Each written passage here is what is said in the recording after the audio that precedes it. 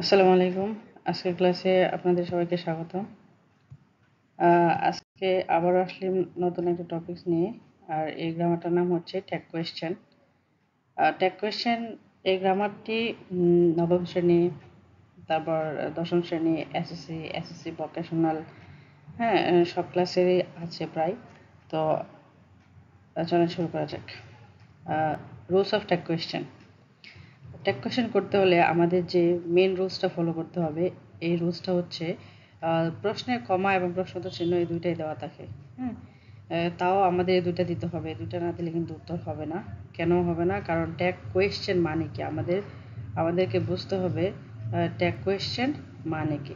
Tag হচ্ছে কোনো কিছু যোগ করা, কোয়েশ্চেন অর্থ কি প্রশ্ন, অর্থাৎ আমরা প্রশ্ন যোগ করে দিতেছি। আমাদের কাজটা হচ্ছে কি করা, প্রশ্ন যোগ করা। তো আনসার লেখার ক্ষেত্রে আমাদের অবশ্যই কী করতে হবে, কমা এবং প্রশ্নোত্তর চিহ্ন এই দুইটা জিনিস রাখতে হবে। ধরেন আপনি আনসার করার সময় সব রুলস ঠিক রাখছেন, কিন্তু শেষে কী দেন না, প্রশ্নোত্তর চিহ্ন দেন না, ওই ক্ষেত্রে কিন্তু ট্যাগ কোয়েশ্চেন হবে না। ওই ক্ষেত্রে কিন্তু ট্যাগ কোয়েশ্চেন হবে না। আচ্ছা চলেন শুরু করি। ট্যাগ কোয়েশ্চেন করতে হলে প্রথমে যে কাজটি করতে হবে, কমা plus verb, not, N apostrophe T, not, সাবজেক্টের প্রনাউন প্লাস প্রশ্নবোধক চিহ্ন। আচ্ছা, তো আমাদের প্রথম কাজটি কি, ভার্ব। চলেন ভার্ব নিয়ে ছোট্ট একটু আলোচনা করে আসি। ভার্ব ভার্ব মূলত ট্যাগ কোয়েশ্চেনে তিন ধরনের হয়। প্রথম ভার্ব যেটা অক্সিলারি ভার্ব, আমাদেরকে প্রথম দেখতে হবে বাক্যে অক্সিলারি ভার্ব আছে কি না। অক্সিলারি ভার্বগুলো আমি এখানে দিয়ে দিলাম, আপনারা একটু পড়ে নেবেন। যেমন am, is, are, was, were, have, has, had, have been, had been, shall, will be, shall have been, will have been, এগুলো আর কি। হ্যাঁ, যদিও এইখানে এতটুকু পর্যন্ত আসে, যেমন am, is, are, was, were, have, has, had, এগুলা খুব কম, রেয়ার দেখা যায়। শ্যাল উইল তো আসে, এটা মডেল ভার্ব হিসেবে ধরা যায়।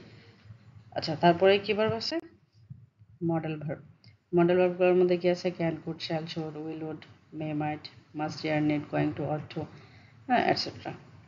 প্রথমে দেখতে হবে কি, এই অক্সিলারি ভার্ব বাক্যে আছে কি না। তারপর যে কাজটা করতে হবে, মডেল ভার্ব আছে কিনা। যদি অক্সিলারি ভার্ব না থাকে, মডেল ভার্ব না থাকে, তার মানে বাক্যে কি আছে, মেন ভার্ব আছে। কারণ আমাদেরকে মনে রাখতে হবে যে বাক্য ভার্ব ছাড়া কিন্তু হয় না। সাবজেক্ট ছাড়া বাক্য হয়, যেমন ইম্পারেটিভ সেন্টেন্সে সাবজেক্ট থাকে না, ভার্ব থাকে। কিন্তু ভার্ব ছাড়া কোনো বাক্যই সম্পূর্ণ হবে না। তো সেক্ষেত্রে যেহেতু আমরা অক্সিলারি ভার্ব এবং মডেল ভার্ব যদি না পাই, দেখব মেন ভার্ব আছে কি না।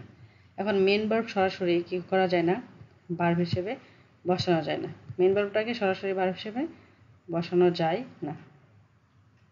সেক্ষেত্রে আমাদেরকে মেন ভার্বের তিনটা রূপ হয়, যেমন ভার্বের প্রেজেন্ট ফর্ম, ভার্বের ফার্স্ট ফর্ম, হ্যাঁ, আর ভার্বের ফার্স্ট পার্টিসিপল ফর্ম। যদিও ভার্বের ফার্স্ট পার্টিসিপল ফর্ম কখনোই একলা বসে না, অবশ্যই এটা অক্সিলারি ভার্বের সাথে বসে। তো আমরা মেন ভার্ব থেকে যখন ভার্ব নেব, তখন তিনটা ভার্ব যাবে, ডু, ডাজ, ডিড। এখন চলেন জেনে নিই, কখন ডু, কখন ডাজ, কখন ডিড। যদি ভার্বের বেস ফর্ম থাকে, এবং এর সাথে যদি এস বাই এস থাকে, সেক্ষেত্রে আমরা ডাজ নেব।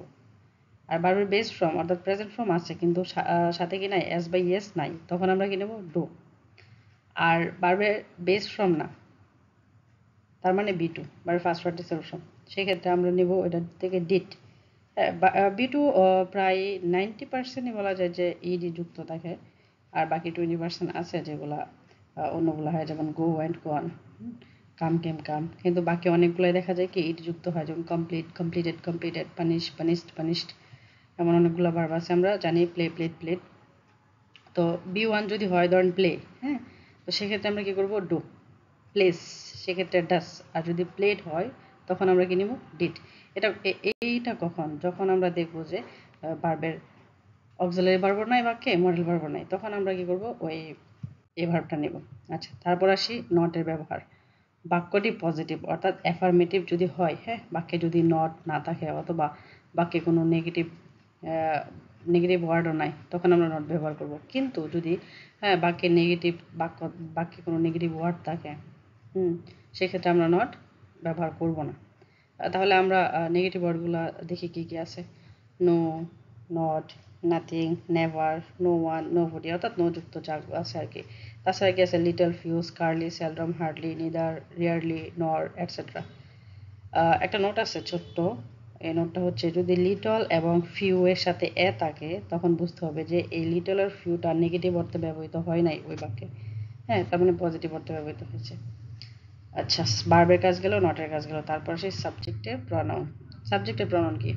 আমরা জেনারেলি যে প্রনাউনগুলো জানি সেই প্রনাউনগুলো কি ছেলেদের নামের ক্ষেত্রে আমরা হি ইউজ করি, হ্যাঁ, মেয়েদের নামের ক্ষেত্রে শি, এবং বস্তুর নামের ক্ষেত্রে বস্তুর প্রনাউনে ইট, আর একের অধিক যদি বোঝায় তখন দে। তাছাড়া আর একটু ব্যতিক্রম কিছু প্রনাউন আছে, যেমন কি বস্তুর নামের প্রনাউনে ইট নেই, পাশাপাশি যদি কোনো শব্দের সাথে হ্যাঁ থিং যুক্ত থাকে, থিং যেমন নাথিং, এভরিথিং, এনিথিং, তখন ওই থিংটার জন্য থিংযুক্ত শব্দের জন্য আমরা থিংযুক্ত নাউনের জন্য আমরা প্রনাউন কি নিব ইট, আর দিসে প্রনাউন তো ইটি। ওকে, আর একের অধিক বোঝালে যেমন কি স্টুডেন্টস, এস যুক্ত প্লুরাল, যখন একের অধিক বোঝাবে তখন আমরা কি নেব দে। হ্যাঁ, তাছাড়া আরও কি ওয়ানের প্রনাউন আমরা জানি কি দে, ওয়ান যুক্ত এভরি ওয়ান, এনি ওয়ান, হ্যাঁ, নো ওয়ান, ওই ক্ষেত্রে আমরা কি প্রনাউন নেব দে। আবারও আরেকটা আছে কি বডি, বডিযুক্ত যেমন এভরিবডি, নোবডি, তখন আমরা এর প্রনাউন কি নেব দে। দ্যাম, দ্যাম বলতে ওই অল অফ দ্যাম এমন কিছু যদি বোঝাই তখন আমরা কি নেব প্রনাউন দে নেব। আচ্ছা, হি, শি, ইট, দে, এই চারটা গেল। তারপরে দেখি কি আছে, হ্যাঁ, আস, অল অফ আস যুক্ত শব্দের প্রনাউন কি উই। ওকে, আমরা জানি যে নান শব্দের প্রনাউন কি, আমরা দে ইউজ করি আর কি, কিন্তু এখানে নানের পরে যদি ভার্বটা সিঙ্গুলার হয় তখন সেই ক্ষেত্রে আমরা প্রনাউনটা ইট ইউজ করব, আর যদি নানের পরে ভার্বটা প্লুরাল হয় তখন আমরা দে ইউজ করব। কারণ নান এইটা কিভাবে বুঝবো যে এটা সিঙ্গুলার বুঝাইছে নাকি প্লুরাল বুঝাইছে? আমরা জানি যে কি সিঙ্গুলার সাবজেক্টের সাথে সিঙ্গুলার ভার্ব বসে, ভার্বটা সিঙ্গুলার হলে বুঝতে হবে যে নানের প্রনাউন ইট, আর যদি ভার্বটা প্লুরাল হয় তার মানে কি সাবজেক্টটাও কি প্লুরাল, এই জন্য কী করতে হবে দে দিতে হবে। আর কিছু প্রনাউন আছে যেগুলো নিজেরাই কি নিজেরাই প্রনাউন, এগুলো থাকলে এগুলোর কোনো কি হয় না, পরিবর্তন হয় না, কারণ এরা নিজেরাই প্রনাউন। প্রনাউন তো হয় শুধু নাউনের, যেমন আই, উই, ইউ, শি, হি, দেয়ার, ইট, দে, এরা নিজেরাই কি প্রনাউন। ওকে, তারপর দেখি, আচ্ছা কিছু এক্সাম্পল আছে আপনাদের জন্য।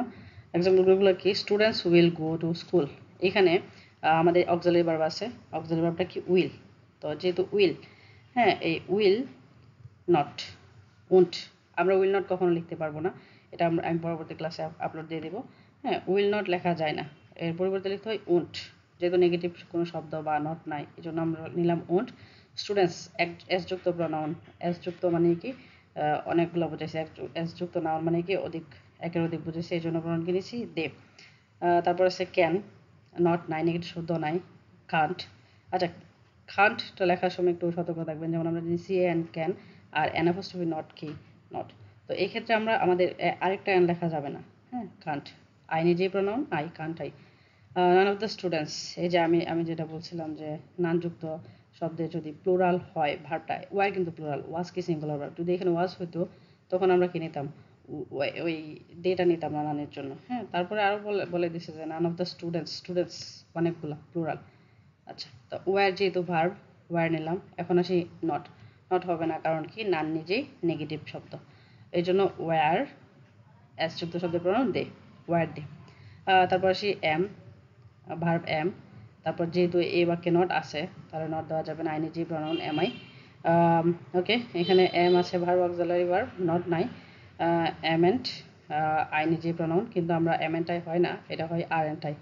ওকে, এটা নিয়ে নেক্সট ভিডিওতে আমি আপলোড দিয়ে দেবো। তারপর আছে কি ইজেন্ট, ইজেন্ট তার মানে নট আছে, ইজ হবে ভার্ব, আর সি নিজে কি প্রনাউন ইজ সি। তারপরে এখানে দেখেন, এখানে কি নাই, কোনো অক্সিলারি ভার্বও নাই, মডেল ভার্বও নাই, এখানে আছে মেইন ভার্ব লাইক। আমরা এখন সময় একটা এক্সাম্পল দিয়েছিলাম, যেমন প্লে হলে ডু, প্লেজ হলে ডাজ, আর প্লেজ যদি হয় তাহলে ডিড, যেহেতু এখানে লাইক, ঠিক আছে, তাহলে কেউ নেব ডো নেব, নট নাই, নেগেটিভ শব্দ নাই, নট, ডোন্ট, ইউ নিজেই pronoun don't you. Okay, went, went কি গো এর ফার্স্ট ফ্রম, গো এর ফার্স্ট ফ্রম মানে বিটু, বিটু মানে কি ডিড, তাহলে নিব ডিড, যেহেতু নট নাই, নেগেটিভ শব্দ নাই, নিলাম নট, ডিডেন্ট। হাসিবের প্রনাউন কি হি, কারণ এটা ছেলে।